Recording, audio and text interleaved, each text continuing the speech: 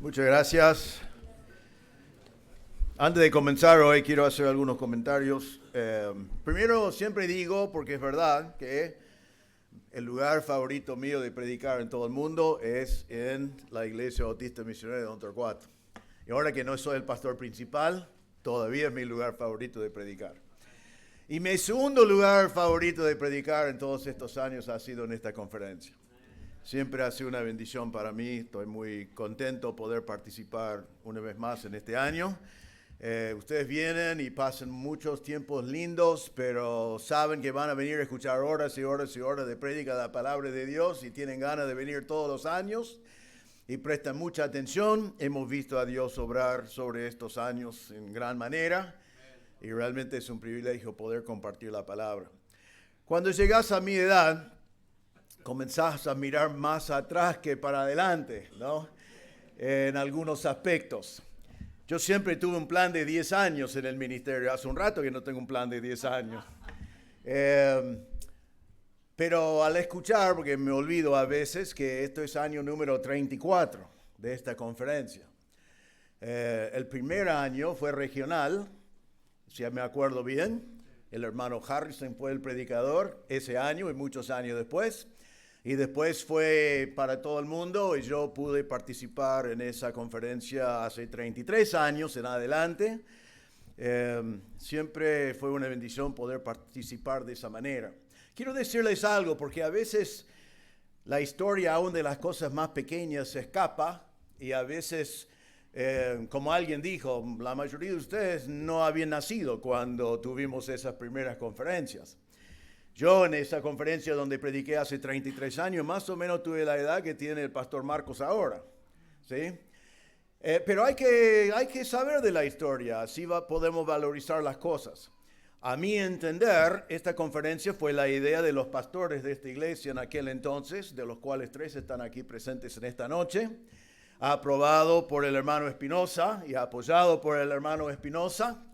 Y comenzaron la conferencia sin saber lo que iba a hacer realmente sobre todos estos años, pero con la esperanza en el Señor que fuera algo muy bueno como ha sido. Sobre estos años, y yo gracias a Dios he podido participar la mayoría de los años, han sido algunos cambios. Ha cambiado, por ejemplo, yo me acuerdo de los primeros años que vinimos a este salón y morimos de frío. No, había unos calefactores acá que eran de vista, no calentaron nada. Los inviernos eran más fríos en aquel entonces también. Y vinimos acá y realmente era una cosa tremenda el frío, que hoy en día lo que es tremendo es el calor, ¿no? Pero eso ha cambiado. Hay mucho más camas ahora que antes. Sobre los años la iglesia ha ido mejorando las cosas, ampliando. El Pullman no existía, así que todo lo que están allí arriba, no había un lugar allí arriba en aquel entonces. Y muchas otras cosas que podemos decir que ha cambiado. Pero lo que quiero marcar es lo siguiente, es lo que no ha cambiado. Lo que no ha cambiado. Lo que no ha cambiado es el compromiso con la palabra de Dios y la prédica de la palabra de Dios. Y también la adoración que agrada a Dios que disfrutamos todos los años en esta conferencia. Ahora, yo tuve el privilegio de estar acá hace 33 años. Estoy pensando que no voy a estar acá hace 33 años, ¿no? Porque voy a tener 102 años ese año. El Señor sabrá, ¿no? Sí. Y los pastores que comenzaron esto, ¿cómo puedo decir? Ya no son pibes. Ya no son pibes. Así que eso significa que si esta conferencia sigue siendo lo mismo acá 33, 34 años, comprometido con la palabra de Dios y desafiando a la juventud con la palabra de Dios, no depende de nosotros, sino depende de algunos de ustedes. Y quiero comunicar todo esto porque hay muchas pocas cosas que duran en el mundo cristiano más de 1 o 2 generaciones.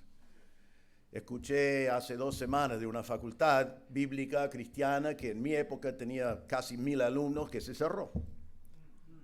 Después de una lista de facultades fundamentalistas, muchos bautistas que han cerrado en Estados Unidos, que han cerrado. Algunos de esos cierran después de abandonar los principios con el cual fueron fundadas. Así que les animo, ¿no?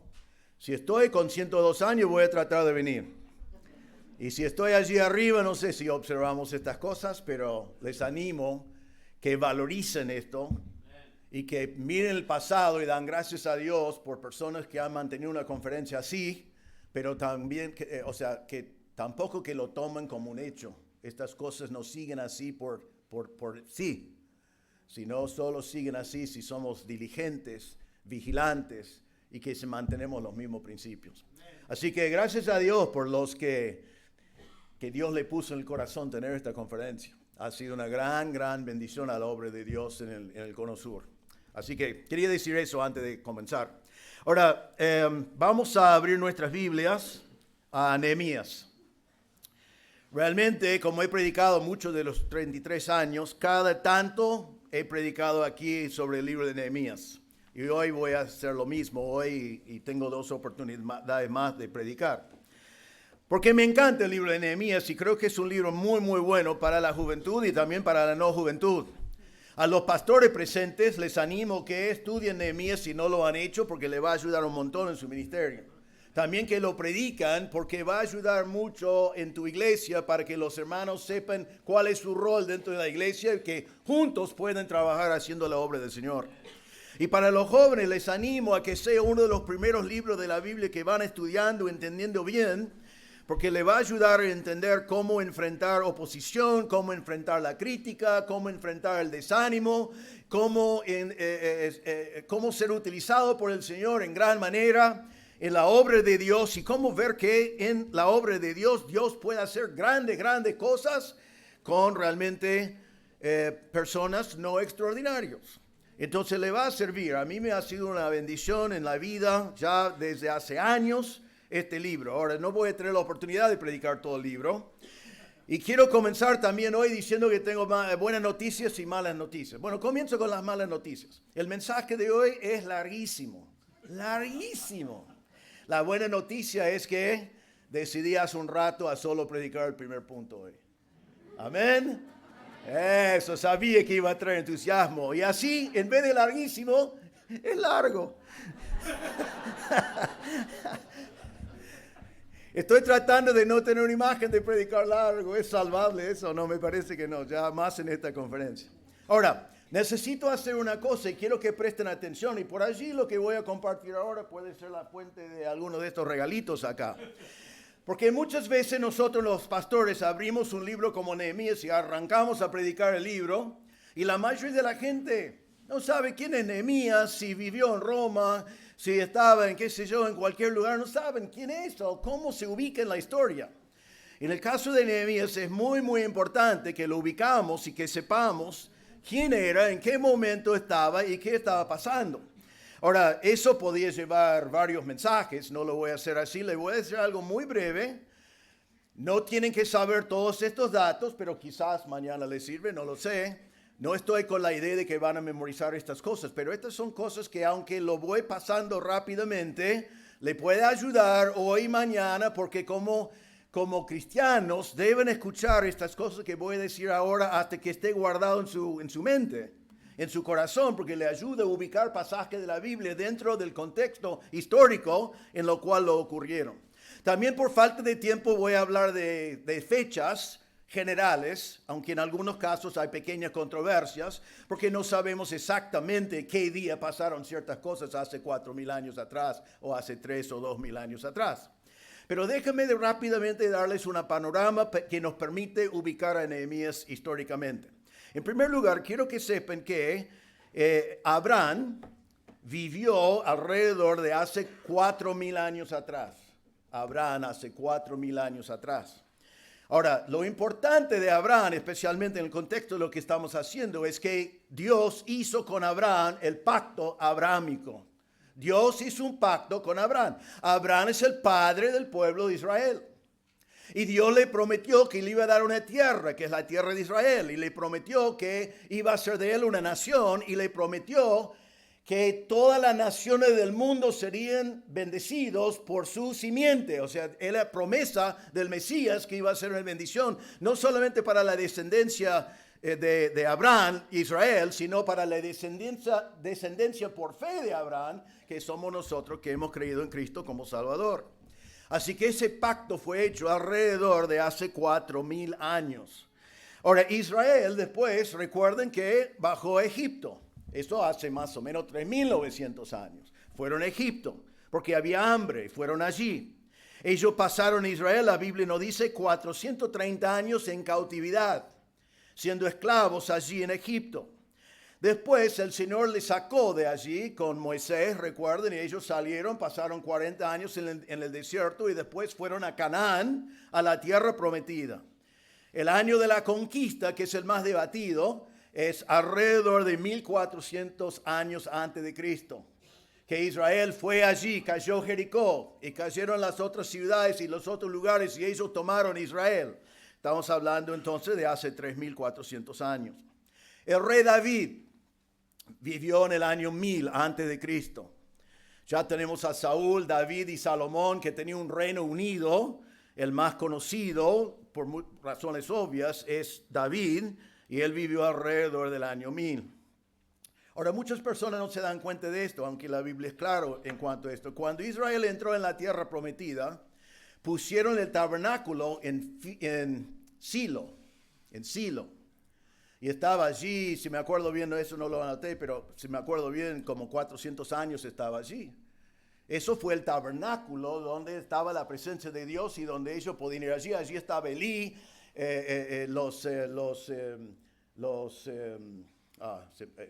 jueces que estaban en ese lugar. Y Dios dijo en aquel entonces, aquí es donde pongo mi nombre, pongo el lugar donde yo moro dentro del pueblo.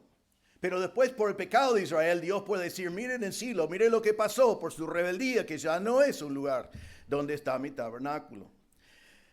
Después de eso, digo eso para que sepan que en los primeros años de Israel, ellos no estaban en Jerusalén. Eso fue con los jebusitos, ellos no lo tenían. Pero bajo David, también alrededor del año 1000, o se dice en el año 1004 antes de Cristo, tomaron la ciudad de Jerusalén, que después llegó a ser la capital, que llegó a ser la ciudad que es hoy en día inclusive.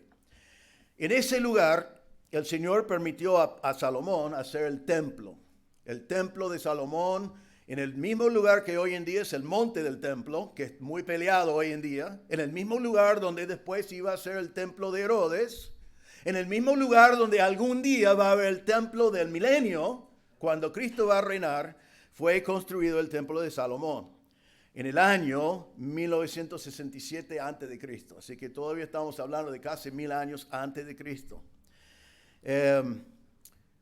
Mire lo que Dios dijo de esto. Ya quiero que entendamos un poquito por qué es importante esto. Segunda Crónicas 6:6 dice, no vayan allí, solo escuchen por el tiempo, pero anotan. Dice, mas a Jerusalén he elegido para que en ella esté mi nombre. Y a David he elegido para que esté sobre mi pueblo Israel. Entonces Dios dice, ahora estamos en Jerusalén. Jerusalén es la ciudad donde yo voy a poner mi nombre. En Salmo 48:1 dice, grande Jehová y digno de ser en gran manera alabado en la ciudad de nuestro Dios, en su monte santo, Jerusalén. En Salmo 132:13 dice así, porque Jehová ha elegido a Sión, la quiso por habitación para sí. Este es para siempre el lugar de mi reposo. Aquí habitaré porque la he querido. Y podemos ir a pasaje tras pasaje tras pasaje para marcar que Jerusalén tiene gran importancia para Dios. Es donde Él puso su templo, es donde la gloria de Dios llenó el templo, donde Él moraba dentro de su pueblo, donde Él puso su nombre, donde Él dijo que cuando Salomón dedicó el templo, dijo que iba a ser lugar de oración para todas las naciones. Eso fue el lugar que Dios eligió. Eso es Jerusalén. 1967, pero nosotros sabemos que dentro de 300 años, realmente 200 años, 250 años, el pecado de los tribus del norte era tan grande, su rebeldía era tan grande que Dios mandó a Asiria, y Asiria llevó cautivo a los 10 tribus del norte en el año 721 antes de Cristo.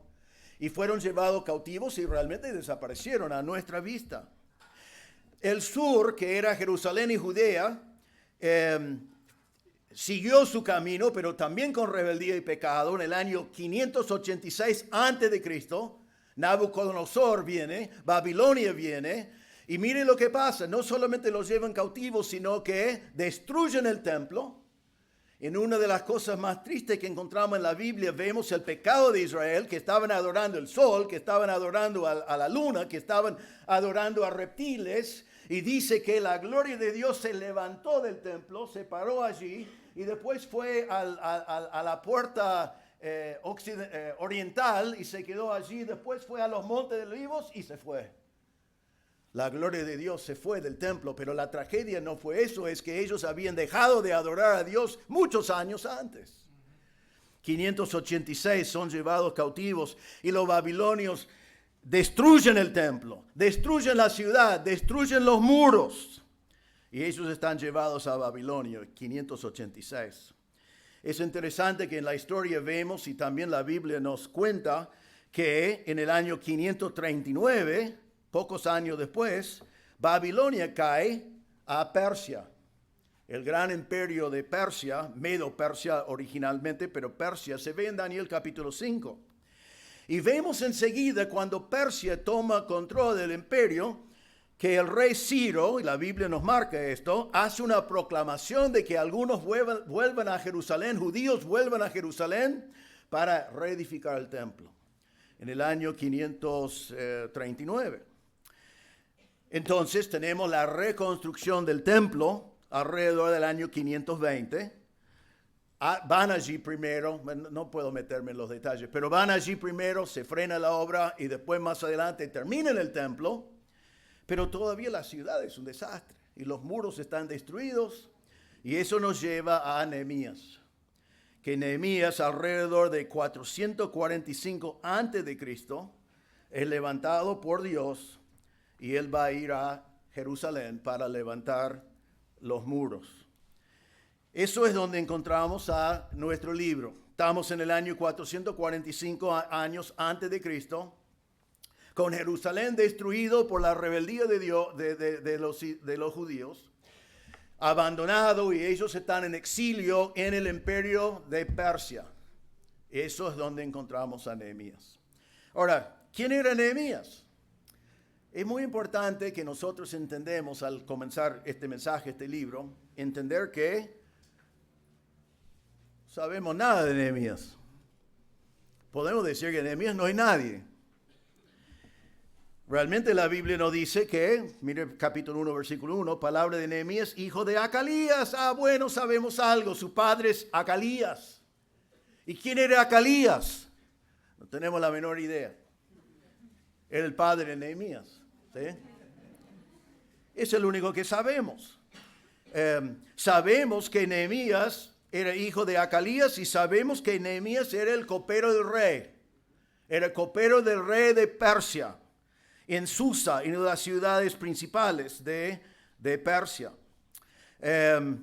Así que significa, siendo el copero del rey, que él servía la copa al rey, y eso implica varias cosas. Primero, que él tenía influencia con el rey.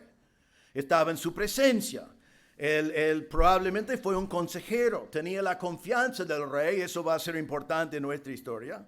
También significa que en cierta manera él, como el servicio secreto, porque uno de sus trabajos fue probar el vino antes de darlo al rey, así si alguien quería envenenar al rey, Nehemías podía morir en vez del rey. ¿No? ¿Alguien quiere ese trabajo? ¿No? Era un trabajo de influencia, pero un trabajo también de peligro. Y allí encontramos a Nehemías. Ahora, lo que quiero que veamos al comenzar hoy es que es increíble, a mi mente por lo menos, que Dios puede tomar a cualquier desconocido como Nehemías y enseguida utilizarlo para realmente cambiar el mundo para la gloria de Dios. Estamos predicando el libro de Nehemías, es un libro dentro de la palabra de Dios, impactó la historia de Israel y impactó el mundo entero, impactó todo para la gloria de Dios. Pero cuando comenzamos el libro, Nehemías realmente no es nadie. Y sabe que eso me anima. porque me considero un nadie ya en sí, por naturaleza. Nosotros, ¿cuántos de nosotros somos famosos, no? Pablo habla de eso. ¿Cuántos fuimos nobles o cuántos fuimos de familias de sangre noble? ¿Cuántos de nosotros realmente hubiéramos sido personas que el mundo aplaude? No, somos personas comunes y corrientes. No es malo eso, es bueno. Eso es bueno que humildemente reconocemos realmente quiénes somos. Pero ¿sabe una cosa? Dios te puede utilizar para cambiar el mundo si Él quiere y si tú respondes como Dios quiere. Eso es lo que vamos a estar mirando. No sería, si Dios te utiliza en gran manera, no será por tus virtudes, olvídate. No será por tus talentos, no será por tu personalidad, por tan bueno que sea. No será por tus propios esfuerzos. Será por el poder de Dios y por la gracia de Dios en tu vida. Así que, pero mire una cosa, será Dios y vos y Dios. Vos con tus falencias, debilidades, errores y pecados, y Dios con su santidad y su poder, su omnipotencia, pasando y siendo visto por medio de tu vida. Aquí Dios toma un hombre desconocido y lo utiliza para cambiar el mundo. Nehemías va a llegar a ser un gran constructor. Van a levantar los muros que han sido abandonados por tantos años y van a levantarlos y terminar el trabajo en 52 días. Y después él va a ser el gobernador. Y después él con Esdras va a ser utilizado para uno de los avivamientos espirituales más grandes que encontramos en toda la palabra de Dios. Todas esas cosas, constructor, gobernador, líder espiritual, comenzando con un hombre que el único que sabemos que su padre se llamaba Acalías y que él probaba el vino antes de darlo al rey para ver si estaba envenenado. Hoy, bueno, mire lo que tengo escrito porque tengo que cambiar eso. Hoy y mañana vamos a ver 4 pasos tomados por Nehemías que Dios utilizó para transformar un desconocido en un gran siervo de Dios. 4 pasos de Nehemías que Dios utilizó para transformar a Nehemías de un desconocido a un gran siervo de Dios. Vamos a leer capítulo 1, aunque no vamos a verlo todo ahora. Dice así: palabra de Nehemías, hijo de Acalías. Aconteció en el mes de Quisleu, en el año 20, estando yo en Susa, capital del reino, recuerden el reino de Persia, que vino Hanani, uno de mis hermanos, con algunos varones de Judá, y le pregunté por los judíos que habían escapado, que habían quedado de la cautividad, y por Jerusalén. Y me dijeron: el remanente, los que quedaron de la cautividad allí en la provincia, están en gran mal y afrenta, y el muro de Jerusalén derribado, y sus puertas quemadas a fuego. Cuando oí estas palabras, me senté y lloré. Hice duelo por algunos días, y ayuné y oré delante del Dios de los cielos. Y dije: te ruego, Jehová, Dios de los cielos, fuerte, grande y temible, que guarde el pacto y la misericordia a los que le aman y guarden sus mandamientos. Esté ahora atento tu oído y abierto tus ojos para oír la oración de tu siervo, que hago ahora delante de ti día y noche, por los hijos de Israel, tus siervos. Y confieso los pecados de los hijos de Israel que hemos cometido contra ti. Sí, yo y la casa de mi padre hemos pecado. En extremo nos hemos corrompido contra ti. No hemos guardado los mandamientos, estatutos y preceptos que diste a Moisés tu siervo. Acuérdate ahora de la palabra que diste a Moisés tu siervo, diciendo: si vosotros pecares, yo os dispersaré por los pueblos. Pero si os volvieres a mí y guardares mis mandamientos y los pusieres por obra, aunque vuestra dispersión fuere hasta el extremo de los cielos, de allí os recogeré y os traeré al lugar que escogí para hacer habitar allí mi nombre. Ellos pues son tus siervos y tu pueblo, los cuales redimiste con tu gran poder y con tu mano poderosa. Te ruego, Jehová, esté ahora atento tu oído a la oración de tu siervo y la oración de tus siervos, quienes desean reverenciar tu nombre. Concede ahora buen éxito a tu siervo y dale gracia delante de aquel varón, porque yo servía de copero al rey. Ahora, como dije, hay 4 pasos, pero hoy vamos a ver uno solo. Y es interesante, yo no sabía lo que iba a predicar Pastor Marcos, y él sabía que iba a predicar Nehemías, pero no sabía en qué forma. Es muy interesante que el punto que vamos a ver hoy pega muy, muy bien con lo que vimos anoche. Es como otro punto de vista de exactamente el mismo tema. Y al final decidí predicar un solo punto hoy. Quizás es porque es un punto que hace mucha falta, porque fue predicado con poder anoche y vamos a verlo hoy también. El primer paso que vemos en la vida de Nehemías que Dios utilizó para transformar a un desconocido, un gran siervo de Dios, es que Nehemías pensaba bíblicamente. Nehemías pensaba bíblicamente. Va a ser el único punto de hoy. Nehemías pensaba bíblicamente. Cuando hablamos de esa frase que a mí me gusta usar, pensaba bíblicamente, es una manera de pensar. No es una vez pensar en la Biblia, no es pensar en un versículo de la Biblia, no es pensar que la Biblia es buena, sino es pensar como filosofía de vida, es pensar como nuestra manera de pensar, siempre pensar bíblicamente. Tiene la idea de pensar como Dios piensa. La idea es que mi pensamiento sea tan pegado al pensamiento de Dios que no importa lo que ocurre en la vida, no importa el contratiempo que viene o la oportunidad que viene o la situación que yo enfrento, automáticamente yo pienso como Dios piensa, porque he aprendido a pensar bíblicamente. Ahora hay muchas maneras de pensar. Un inconverso probablemente no va a pensar bíblicamente. Bueno, seguramente no. Aunque por allí da alguna palabra, sabe algo religiosamente. El inconverso va a pensar por conveniencia. ¿Qué es lo que me conviene? ¿Me conviene acá mentir? Bueno, voy a mentir. ¿Me conviene acá andar por allí, hacer lo que yo quiero? Bueno, es lo que yo quiero. Su manera de pensar va a ser al final, aunque sea disfrazado, va a ser egoísta. Va a ser siempre lo que me conviene a mí. Eso es la manera de pensar. Aunque fuera religioso, pero no salvo, cada vez que hace algo para Dios, realmente lo está haciendo para sí mismo. Porque así es su manera de pensar. Va a pensar por conveniencia, va a ser pragmático. Si funciona es bueno, si no funciona no es bueno. Eso va a ser su forma de definir lo que es bueno y malo. Él no va a tener una verdad absoluta, va a tener una verdad que puede ir variando, no va a tener algo absoluto. Eso es el inconverso. Ahora, algunos creyentes son salvos, pero no piensan bíblicamente.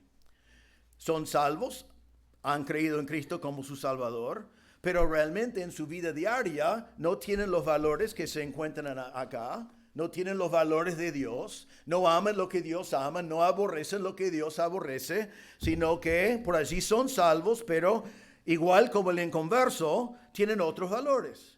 Por allí su valor no es glorificar a Dios, sino es glorificar a sí mismo. Quizás su valor no es sacrificar para la gloria de Dios, sino es juntar dinero y vivir en forma cómoda. Quizás su valor no es casarme con alguien que ama al Señor para formar una familia que glorifica a Dios, sino es casarme. Punto. Muchos creyentes, aunque son creyentes, hacen lo que llamamos compartimentalizar. Y cuando están en la iglesia y pensando en las cosas de Dios, están muy fieles a la Biblia y después están el lunes en la escuela y están muy fieles a la filosofía de la escuela, de sus amigos. Tienen compartimentos en su vida. Este compartimento es para Dios, este compartimento para el mundo y por allí tienen varios compartimentos para que en cada lugar ellos puedan estar cómodos con la persona con la cual están. Es muy común eso. Hay algunos creyentes que racionalizan las cosas. Dicen sí a Dios, lean la Biblia y dicen qué bueno, qué bueno, qué bueno, qué bueno. Y después dicen, no, eso no me gusta, yo no voy a hacer eso. Entonces es todo elegido, que lo que me conviene o lo que me fácil o lo que me parece que yo quiero hacer, lo hago. Pero cuando no lo quiero hacer, ahora el creyente no dice, ahora voy a desobedecer al Señor, sino dice, probablemente significa otra cosa. O por allí, viste, porque yo escucho a muchos creyentes que me dicen cosas así y se están revelando. Ellos dicen, mi Dios no es así. Mi Dios no es así.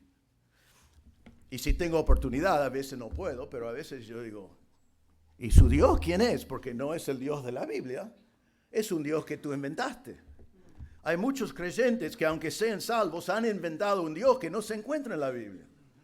Y te dicen, mi Dios es así, mi Dios es así. Y te dicen, vos sos un tonto por hacer la cosa que haces para la gloria de Dios, porque mi Dios no me pediría cierta cosa, semejante cosa.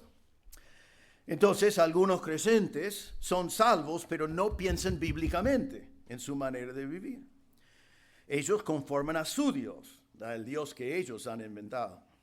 Pero también, gracias a Dios, hay creyentes que piensan bíblicamente. Ellos viven su vida conociendo la palabra de Dios y ellos preguntan cuando están tomando decisiones qué es lo que agrada a Dios. No preguntan qué piensa la cultura, no preguntan lo que piensan los que están alrededor, sino piensan qué es lo que agrada a Dios según las Escrituras. Y una vez que sé lo que agrada a Dios, ya está. No hay más discusión. Quiero entender lo que agrada a Dios y eso es lo que voy a hacer. Quiero entender lo que Dios aborrece y eso también voy a aborrecer, aunque sea muy popular en la cultura en la cual vivimos. Siempre está el dicho, ¿qué haría Jesús? ¿Qué haría Jesús? La persona que piensa bíblicamente está pensando, ¿qué haría Jesús? Jesús es Dios. Lo que haría Jesús es lo que yo debo hacer. La persona que piensa bíblicamente está pensando, no me importan las consecuencias. Las consecuencias están en la mano de Dios. Así que Dios quiere que yo vaya a un lugar difícil en la obra misionera y yo no sé cómo va a salir. Yo voy a obedecer al Señor. Eso agrada al Señor, lo hago. Eso es la voluntad de Dios, lo hago. Pero ¿cómo va a salir? No lo sé. No lo sé. ¿Pero no estás preocupado? No. ¿Por qué? Porque Dios me mandó a hacer eso. Él va a cuidar del resultado. A mí no me importan las consecuencias. Y si las consecuencias son como Esteban, que predicó uno de los mejores mensajes que encontraba en la Biblia, a nosotros, nuestro conocer, el único mensaje que predicó. Él murió. O si es como Juan el Bautista, que fue muy fuerte en su enfrentamiento al pecado y perdió la cabeza. O si es como Pedro, que estaba en la cárcel y Dios envió ángeles para sacarlo y le dio toda una vida de ministerio. No sabemos. Pero no nos importa si pensamos bíblicamente. Porque nuestro criterio no es lo que va a ser el resultado acá en la tierra para mi vida, sino es que agrada a Dios. Entonces, Nehemías era una persona que todos nosotros debemos ser, que hemos sido hemos absorbido tanto de la palabra de Dios con obediencia en nuestro corazón que responder bíblicamente es un reflejo automático. Eso no te va a pasar en un día para el otro, pero a lo largo de tu vida debes llegar a ser así. Que te llenas de la palabra de Dios, has decidido obedecerlo, no importa las consecuencias, y más adelante en su vida, cuando viene una tragedia, cuando viene un desafío, cuando viene un problema, cuando viene una oportunidad, siempre vas a saber qué hacer, porque ya decidiste. Tu filosofía de vida es, yo voy a hacer lo que la Biblia dice. Y así fue Nehemías. Nehemías fue un hombre que pensaba bíblicamente. Ahora mire lo que dice acá. Él está en Susa, versículo 1. Susa es 1,300 kilómetros de Jerusalén. Seguramente él pensaba, ¿hay un aeropuerto en Jerusalén? ¿No? 1,300 kilómetros. Y no había ni aeropuerto, ni coches, ni micros, ni trenes. Una distancia terrible. Él está cómodo en la capital. Él está en un lugar lindo, relativamente lindo en aquel entonces, y está pensando en algo que está en Jerusalén, está lejos. Tenía un trabajo de influencia, pero su corazón y su mente estaban en el pueblo de Dios. Y su corazón y su mente estaban en la ciudad de Dios. Él estaba pensando en un lugar que era 1,300 kilómetros de allí, donde Dios había dicho, en este lugar yo pongo mi nombre. En este lugar algún día voy a reinar. Eso es lo que él estaba pensando. Eso es donde estaba su corazón y su mente. Ahora te pregunto, joven, en este momento, antes de seguir, ¿dónde están tus pensamientos? ¿Dónde está tu corazón? ¿Está en lo que Dios dice? ¿Está en cómo agradar a Dios? ¿Está en cómo servir a Dios? ¿Está en ser obediente a todo lo que la palabra de Dios te dice? ¿Está en vivir una vida entera para la gloria de Dios? ¿O realmente está en cualquier otra cosa? Quizás decís, voy a servir al Señor cuando sea conveniente. Voy a servir al Señor una vez que me da una esposa, un marido, que me da una familia, cuando tengo mis estudios, si estoy bien económicamente, o lo que fuera. Satanás nos puede engañar con un montón de cosas. Pero el que piensa bíblicamente tiene su corazón y su mente en las cosas donde Dios tiene su conocimiento y su mente. Ahora, miren cómo sabemos que era la actitud de Nehemías. Versículo 2 dice, vino Hanani, uno de mis hermanos, con algunos varones de Judá, y les pregunté por los judíos que habían escapado, que habían quedado de la cautividad, y por Jerusalén. Sabemos dónde estaba el corazón de Nehemías por las preguntas que él hacía. Nos dice que él preguntaba realmente por dos cosas. Primero preguntaba por los judíos. Los judíos que habían quedado allí, que no fueron llevados cautivos, que estaban en ese lugar. Él dice, ¿cómo andan los judíos que están en ese lugar? Ahora recuerden por qué él pensaba así, porque esto fue el pensamiento de Dios. Otra vez podemos ver un montón de pasajes, pero escuchen, anoten si quieren. Génesis 22, 16 en adelante dice así.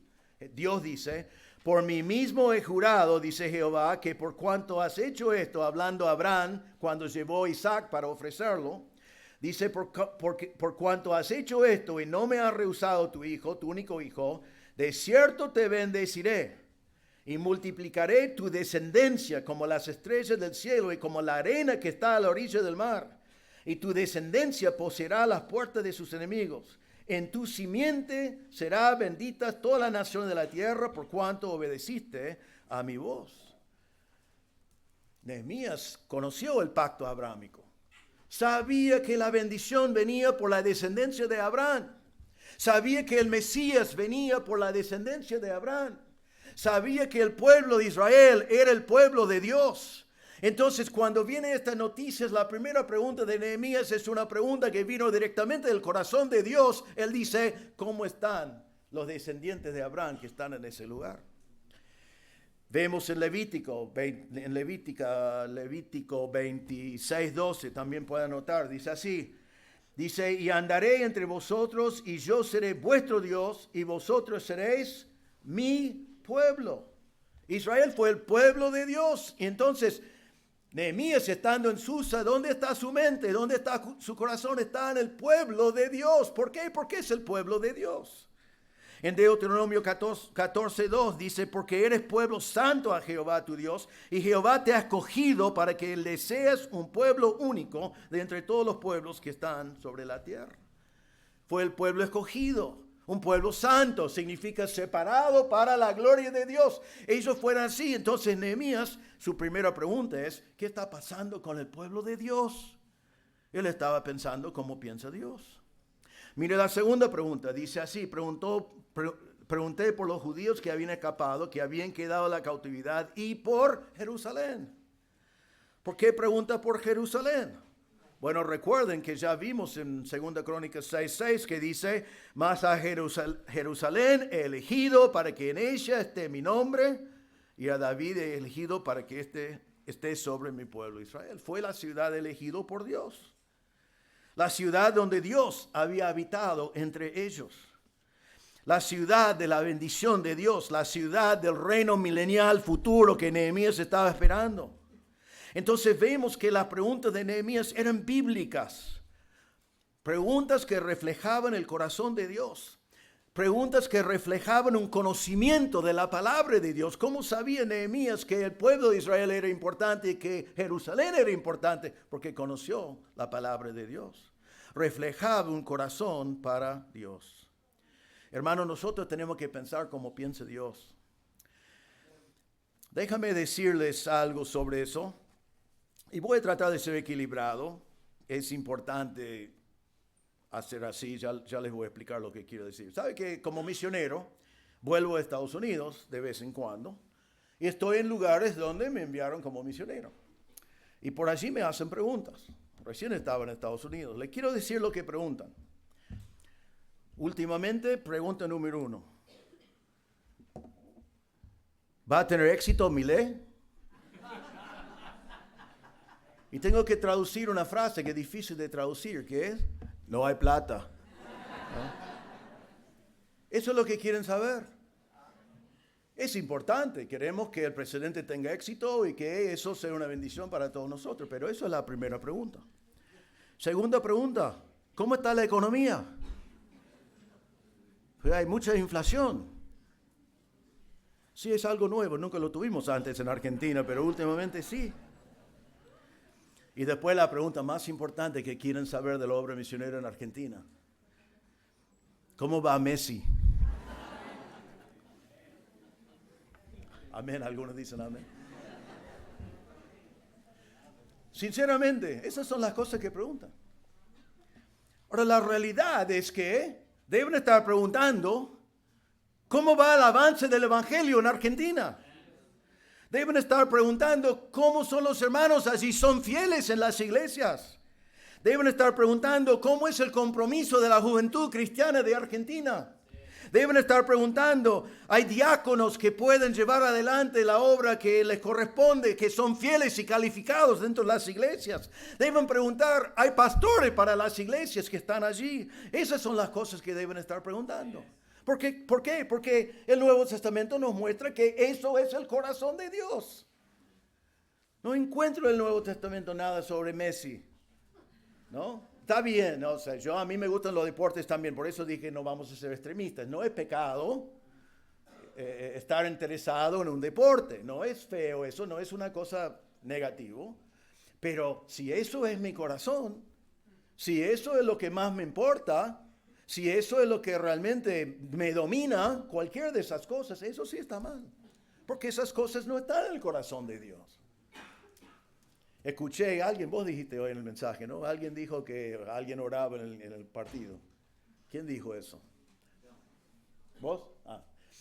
Entonces probablemente el colombiano oraba que ganara, ¿no? Suponemos. Así que aparentemente él está bien con Dios, ¿no?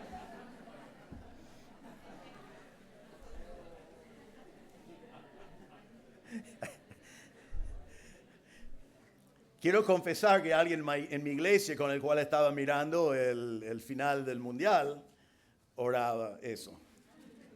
Oraba al Señor que ganamos. Después lo cargamos terriblemente, que hizo así. Yo soy hincha de Michigan. No tiene nada que ver, pero fuimos invictos este año. Ganamos el campeonato nacional.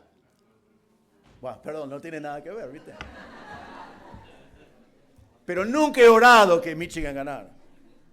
Y supongo que en sí, aunque Dios es soberano sobre todas las cosas y tiene sus propósitos para todas las cosas, no creo que Dios está en el cielo preocupado por quién va a ganar entre Colombia y Argentina la otra noche. No está en el corazón de Dios. En la eternidad va a tener valor cero. Pero eso es lo que la gente está interesado. Y otra vez, no es malo, son cosas lindas, es algo sano. Es sano jugar, es sano tener un equipo, todo eso creo que agrada a Dios, si no es lo que domina mi vida. Pero te pregunto a ti, ¿qué es lo que está en tu corazón? ¿Qué son las cosas que tú estás preguntando? Hoy que estás en esta conferencia, estás pensando, escuchando todos los mensajes, ¿estás pensando en placer para tu futuro o sacrificio para la gloria de Dios? Es contraintuitivo, es una cosa que no va, que uno dice, me gustaría poder sacrificar para la gloria de Dios, pero la Biblia enseña que debemos querer eso. Es parte de lo que es necesario para servir al Señor, hay sacrificios. ¿Estás preguntando ser servido o servir? ¿Estás preguntando ser bien visto o ser fiel al Señor, aunque cueste ser bien visto? ¿Estás preguntando de cosas materiales o de recompensas eternas? ¿Estás preguntando sobre ser cómodo o ir hasta el fin del mundo para llevar el Evangelio? ¿Estás preguntando por una novia o novio? ¿Estás preguntando por un novio que ama al Señor o un novio de onda? Vamos a decir así. ¿Estás preguntando cómo evangelizar con eficacia? ¿Estás preguntando cómo predicar con poder? ¿Estás preguntando cómo tener victoria en mi vida, como escuchamos anoche, que vamos a seguir escuchando? ¿Cómo superar la tentación? No, el pastor Marcos nos va a dar 4 herramientas. Qué bueno, necesitamos herramientas, pero espero que como yo están allí anticipando, escuchando, ya tengo una herramienta, quiero más herramientas, porque eso me va a ayudar a glorificar a Dios con mi vida. ¿Estás preguntando cómo ganar el mundo para Cristo? Esas son las cosas que están en el corazón de Dios. Y entonces si vamos a pensar bíblicamente, esas son las cosas que deben estar en nuestros corazones, que debe dominar nuestro pensamiento, debe dominar nuestras decisiones, debe dominar todo lo que yo hago en vivir hoy y en prepararme para mi vida futura. Todo es lo que agrada a Dios, lo que está de acuerdo con la voluntad de Dios, lo que glorifica a Dios. Ahora, Nehemías entonces hace preguntas de acuerdo con el corazón de Dios, pero la respuesta no es muy animador. Mire el versículo 3. Él preguntó por los judíos y preguntó por Jerusalén, versículo 3, y me dijeron, el remanente, los que quedaron de la cautividad, allí en la provincia, están en gran mal y afrenta, y el muro de Jerusalén derribado y sus puertas quemadas a fuego. Ah, bueno. Qué noticias, ¿no? Hizo 2 preguntas y tenía como 3 respuestas. Está todo mal. Todo mal. No podía ser peor. Nosotros tenemos la tendencia cuando pensamos en la obra de Dios de querer ser positivos, y creo que es bueno eso. Especialmente los líderes tenemos el deseo de ser positivos. Venimos a una conferencia, alguien dice, ¿cómo va la obra en tu iglesia? Uf. ¿Qué significa uf? Bueno, depende. Claro, está bien, va bien, es una maravilla. ¿Sabe qué? Dios está obrando cuando sabemos que el diácono recién renunció, 3 familias dejaron de asistir, uno está enojado porque no le visité la semana pasada, el hombre más fiel se mudó por trabajo. Pero claro, no queremos hablar de esas cosas, ¿no? Pero pasa. Todas esas cosas, todas las cosas que recién nombré ha pasado en mi iglesia sobre los años. No es animador, no es algo que estamos, ay, qué bueno, pero es la realidad. ¿Por qué? Porque los pastores somos pecadores ministrando a pecadores. Eso es parte de la realidad de la obra. Pero, ¿sabe qué? A pesar de eso, tanto en la iglesia con los ejemplos que recién di, como lo que pasaba acá en versículo 3, podemos ser positivos. El hecho de que todo parecía mal no significaba que estaba todo mal según el pensamiento del hombre, pero Dios había dejado las cosas así, Dios había preparado así, porque Dios estaba al punto de cambiar todo eso, en una manera que iba a glorificar a Dios. Hudson Taylor, el gran misionero, dijo así, el futuro es tan bueno como las promesas de Dios. ¿Crees eso? El futuro es tan bueno como las promesas de Dios. No medimos el futuro por lo que podemos mirar y decir está todo mal, está todo mal, está todo mal, está todo mal, ¿no? Porque todo lo que nos parece mal tenemos que interpretar a la luz de la palabra de Dios, porque pensamos bíblicamente y sabemos que Dios ha prometido las respuestas a estas cosas. Entonces Nehemías podía escuchar esta noticia y como él vivía pensando bíblicamente, él sabía que Dios todavía estaba en el trono, que Dios era soberano, que Dios es victorioso.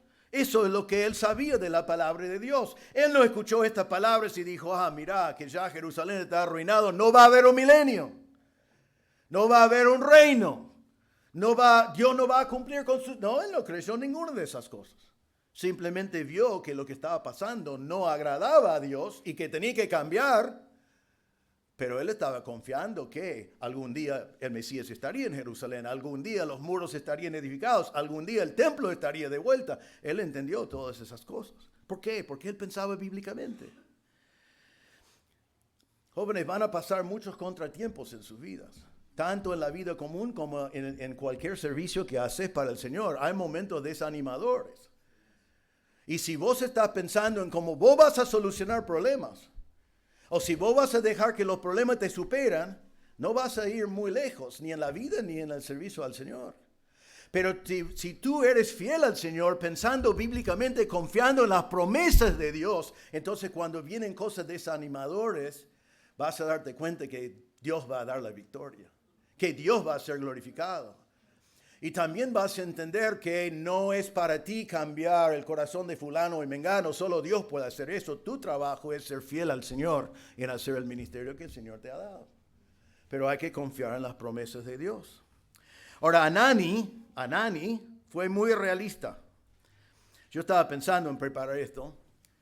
Cada iglesia tiene una Hanani, ¿no? Pastores, ¿no es así? Amén. Cada iglesia tiene una nana que dice, ¿cómo van las cosas? Malísimo. ¿No? Cuidado, pastor, porque el domingo ya no tiene iglesia, ya no viene más nadie. Están todos enojados, todos están diciendo algo así. Anani fue así, cada iglesia tiene uno. No hay nada bueno. Anani no sabemos si pensaba bíblicamente o no, pero no vemos evidencia de que estaba pensando en las victorias que el Señor iba a dar. Solo vivía por la vista. Lo que yo puedo ver es el remanente está en gran mal y al frente el muro de Jerusalén está derribado y sus puertas quemadas.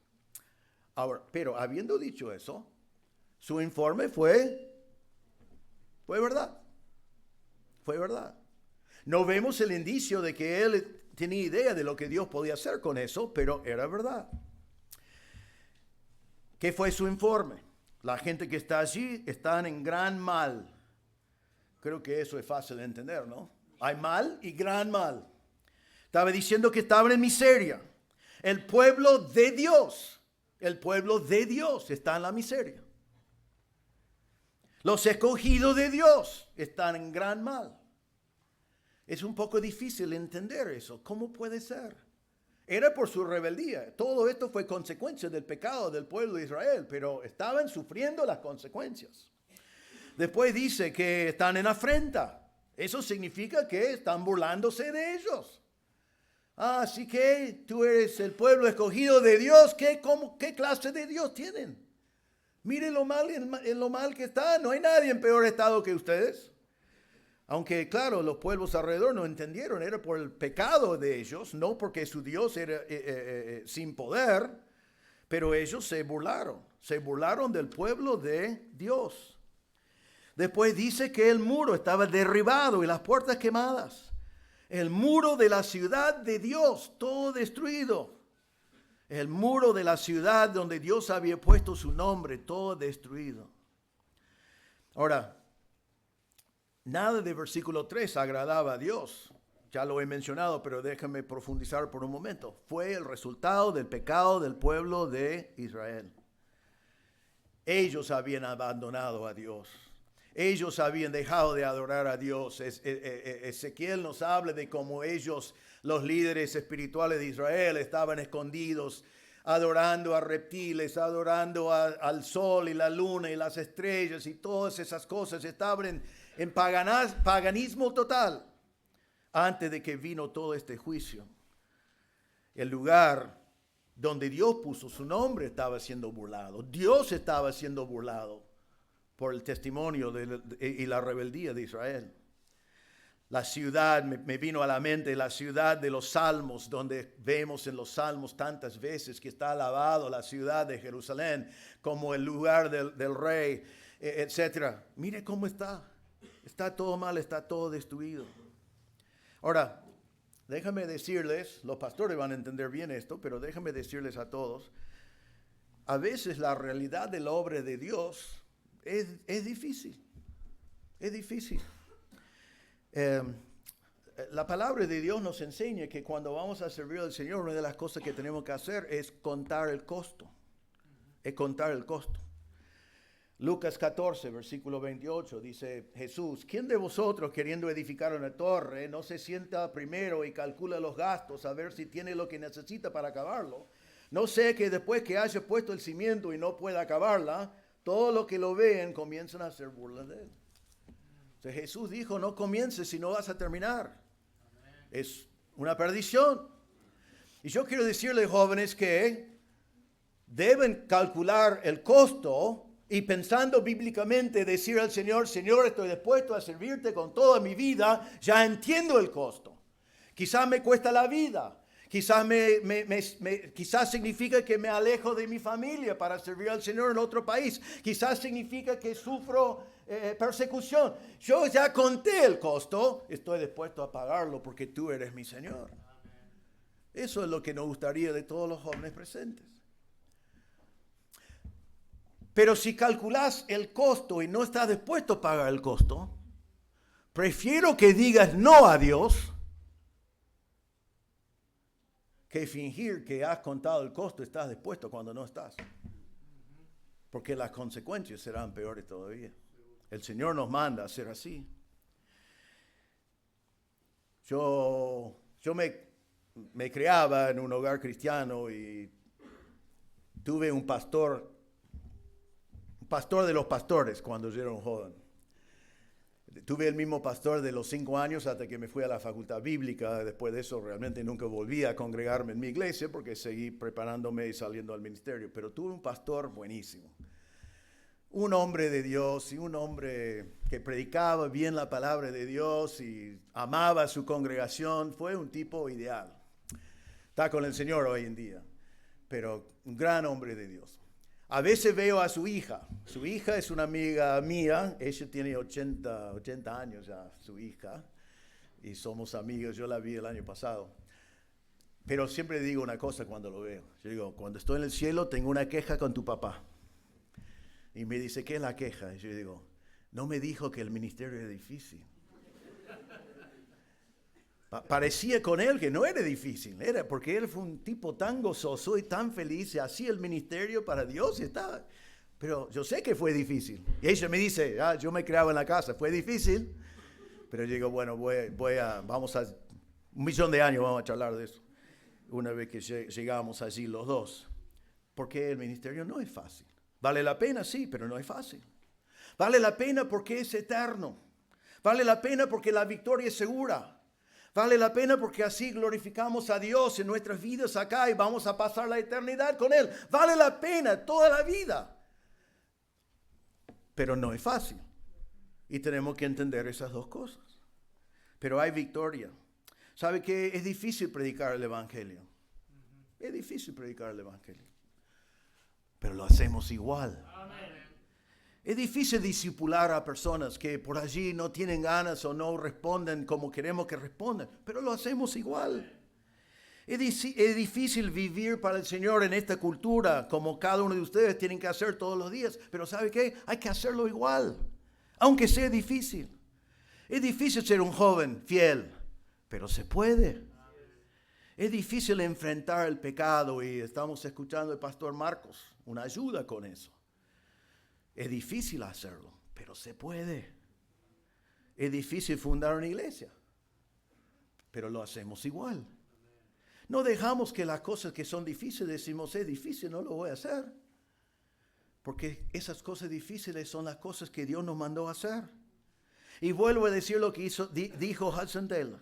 El futuro es tan bueno como las promesas de Dios.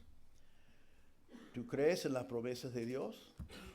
¿Y crees en lo que Dios está haciendo y quiere hacer y que puede hacer con tu vida? Me encantan estos versículos y creo que con los años me encantan cada vez más. 1 Corintios 15, 57 y 57. Mas gracias sean dadas a Dios, que nos da la victoria por medio de nuestro Señor Jesucristo. Así que, hermanos míos amados, estad firmes y constantes, creciendo en la obra del Señor siempre, sabiendo que vuestro trabajo en el Señor no es en vano. ¿Saben qué? Es así, la victoria ya lo tenemos en el Señor. Así que estemos firmes, constantes. Y dice que debemos estar siempre creciendo. No es que nos preparamos y salimos a la obra, seguimos creciendo en la obra, entendiendo cada vez mejor cómo servir al Señor y cómo vivir para el Señor. Eso no termina cuando terminas facultad bíblica o lo que fuera, sino sigue hasta el día que entramos en la presencia del Señor. Y lo hacemos siempre sabiendo que no es en vano. No es en vano. Déjame decirles algo como voy a decir uno de los más viejos acá. No sé si hay competencia, pero ¿sabe qué? Yo estaba sentado donde estaban ustedes, ¿no? En el año 1822. Yo sé que ustedes tienen que decidir si quieren dedicar sus vidas para servir al Señor. Ahora que tengo apenas 69 y espero que el Señor me permite servirle por muchos años más, pero yo miro para atrás y digo, menos mal que el Señor me dio el privilegio de servirle con mi vida y hacer cosas que tienen valor eterno, en vez de cosas que ya se perdieron, ya son obsoletos, ya no sirven de nada. Algún día ustedes van a estar donde estoy yo, ¿no? Sí, Sí, es así. Pero Dios quiere que nosotros dedicamos nuestras vidas para la gloria del Señor. Ahora, solo podés agradar a Dios si pienses como Dios piensa.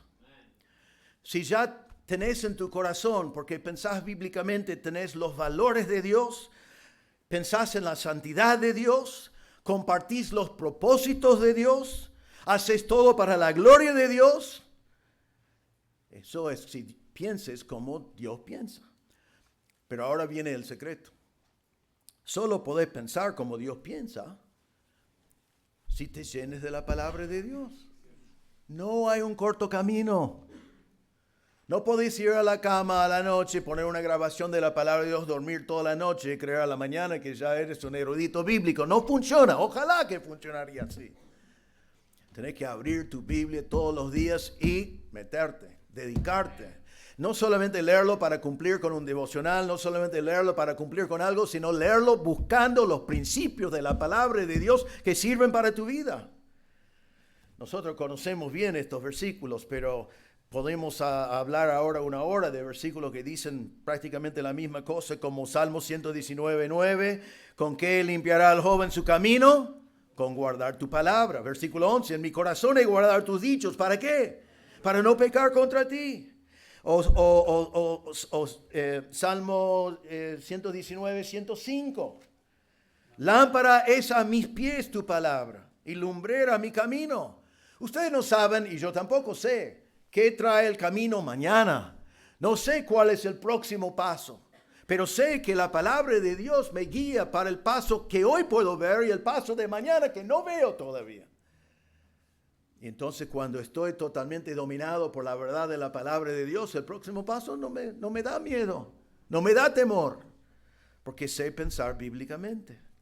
Escuchamos, creo que hoy, Salmo 1:2, que hablando de no andar en silla de escarnecedores, sino que en la ley de Jehová está su delicia y en su ley medita de día y de noche. Yo sé que tenemos estas cosas, ¿no? Y gracias a Dios yo no sé manejarlo, ¿viste? Así que muchas de las tentaciones que ustedes tienen yo no tengo. Porque me llevó varios años solamente para aprender cómo prender la luz que tiene, ¿no? Pero temo, no solamente toda la maldad que podemos hacer con esto, pero temo que vivimos en una cultura donde un tiempo donde podemos pararnos a la mañana, a la noche, en cualquier momento para estudiar la palabra de Dios. No solamente para leer algunos versículos, decir, bueno, Señor, ya cumplí, sino a meditar, a pensar, a decir, Señor, ¿qué significa eso para mi vida? ¿Qué significa por lo que estoy pasando ahora? ¿Qué significa para esa decisión que estoy tomando? ¿Qué significa para todas esas cosas? Eso es cuando la palabra de Dios es mi delicia y lo medito, ¿no? En vez de usar eso, lee la Biblia antes de dormir y después, antes que dormís, vaya pensando en lo que leíste. ¿Qué significa? ¿Cómo lo aplico? Y más, Señor, ayúdame, porque en el mundo en el cual vivimos, esto que pasó en el tiempo de Nehemías, necesito aplicarlo al año 2024 en mi mundo, donde yo vivo. Señor, ayúdame a tener la sabiduría de tomar estas verdades y aplicarlos para tu gloria hoy. Pero para eso necesitamos estar llenos de la palabra de Dios. Creo que el pastor Marcos mencionó Colosenses 3:16, que la palabra de Cristo more en abundancia en vosotros, que tenga habitación. No tengo habitación menos que te llenes de la palabra de Dios. Así que, si vas a pensar bíblicamente, es una decisión que tomas, que yo voy a vivir de acuerdo con la palabra de Dios, no importa las consecuencias, porque confío que Dios va a traer las consecuencias mejores de que cualquier cosa que yo podía imaginar. Y después llenarme de la palabra de Dios, para que yo sepa, y para que sea un reflejo en mi vida, que cuando ocurre algo, mi pensamiento ya automáticamente está de acuerdo con lo que Dios piensa. Así que lo que agrada a Dios es lo que te agrada a ti. Lo que aborrece Dios es lo que aborreces tú. La voluntad de Dios es tu voluntad. Los propósitos de Dios son tus propósitos. Eso es lo que hizo Nehemías. Un hombre desconocido está transformado y lo vamos a ver por lo menos algo antes que termine la semana. Un hombre desconocido que es transformado en un gran siervo de Dios, que fue utilizado para la gloria de Dios como pocos hombres en la historia. Todo comenzaba con el hecho de que él pensaba bíblicamente. Él hizo preguntas bíblicas. Así que te pregunto para terminar en esta noche, ¿querés ser un gran siervo de Dios? No grande en el sentido de que todos miren qué gran siervo que es, sino que Dios te mire y dice, mire mi siervo. ¿Querés invertir tu vida en el servicio de tu Salvador y tu Señor? El que te salvó de las consecuencias de tu pecado, el que te salvó de las consecuencias acá en la tierra, el que te salvó del infierno eterno, el que te ofreció una relación personal con Él. ¿Querés servirle con tu vida? ¿Dedicar toda su vida a Él? Todo comienza con pensar bíblicamente. Paso 1, pensar como Dios piensa. Otra vez, no sale solo. Tenés que rechazar la filosofía de este mundo. Tenés que dedicarte a la palabra. Tenés que ser obediente en absolutamente todo. Así que termino con esta pregunta. ¿Lo harás? Porque depende de ti. Dios no cambia, es el mismo Dios de Nehemías. Nehemías decidió hacer así, Dios lo utilizó en gran manera.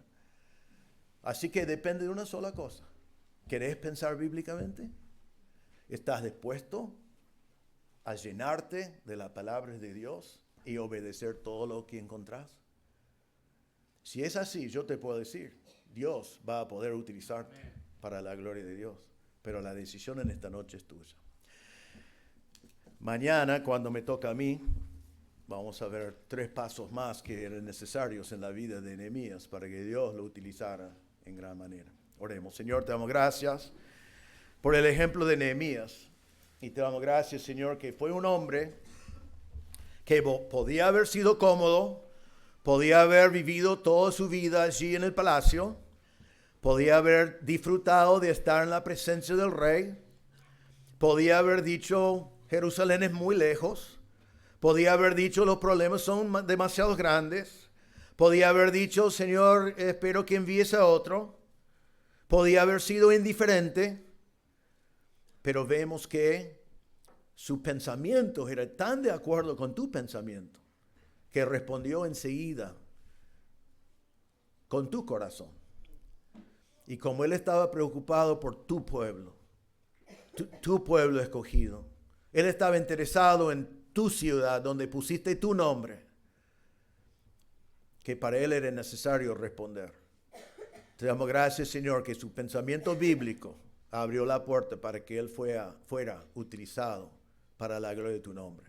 Pedimos, Señor, que cada uno de nosotros podamos pensar en eso. Y, Señor, que estemos dispuestos a poner todas nuestras vidas abajo de un pensamiento bíblico que está de acuerdo con tu corazón. Hasta que sea un reflejo que cada vez que enfrentamos algo en la vida, ya sabemos cómo responder. Porque sabemos lo que te agrada a ti. Sabemos lo que tú aborreces. Sabemos lo que te trae gloria. Señor, pedimos que cada uno de nosotros podamos preguntarnos en este momento, ¿qué haré? Y que la respuesta sea afirmativa. Que cada uno de nosotros quisiéramos responder y vivir vidas en el cual pensamos siempre bíblicamente. Pedimos que tu Espíritu Santo obrara en nuestros corazones. En el nombre del Señor Jesús. Amén.